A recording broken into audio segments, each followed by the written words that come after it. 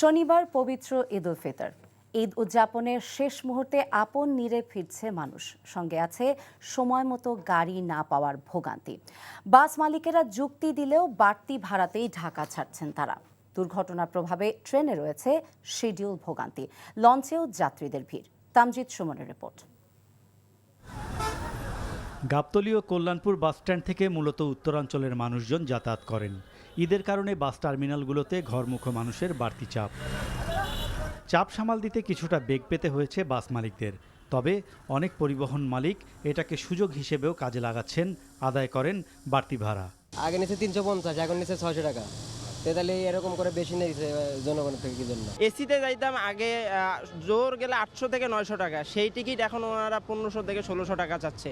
1250 টাকা করে অনলাইনে কাটছি, তারপরেও গাড়ির কোনো খবর নাই। দুপুর হয়ে গেছে, এখন বলতেছে গাড়ি আছে ইয়াতে আপনার ওই কি বলে সাভার। গাড়ি এক সাইড থেকে ফাঁকা আসতে আসছে। দ্বিতীয় কথা, গাড়ির পরিবহনে তেল পাচ্ছে না কোনো পরিবহনে, দ্বিতীয় কথা গাড়ি আসছে যানজটের জন্য। আর এখন এক সাইড থেকে খরচটা উল্লেখ যে আর একটু বাড়তি ভাড়া নেওয়া হচ্ছে।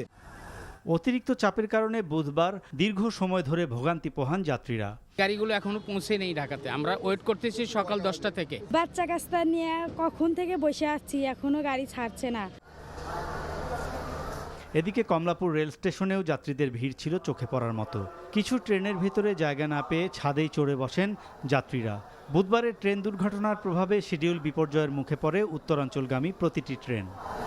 আমার খুব ভালো লাগছে, আমি আমার দাদার বাড়িতে ঈদ করতে যাচ্ছি। আমার ট্রেনটা ছিল সকাল 10:15টায়, একতা এক্সপ্রেস। ট্রেনটা বিলম্বের কারণে আমার ট্রেনটা ছাড়বে 4:50। এদিকে নৌপথের ভয়াবহ দুর্ঘটনাও সচেতন করতে পারেনি সাধারণ মানুষকে। জীবনের ঝুঁকি নিয়ে লঞ্চে উঠেছেন অনেকেই, আছে বাড়তি ভাড়ার অভিযোগও। লঞ্চে প্রচুর ভিড়, এখন 10টা বাজে আইসা দেখে পুরা লঞ্চ বুকিং। জীবন ঝুঁকি কিংবা ভোগান্তি কোনো কিছুই পিছু টানতে পারেনি ঘরমুখো মানুষকে। প্রিয়জনের সাথে ঈদের আনন্দ উপভোগ করাটাই যেন পরম শান্তির। Tamjid Suman, NTV news, Dhaka.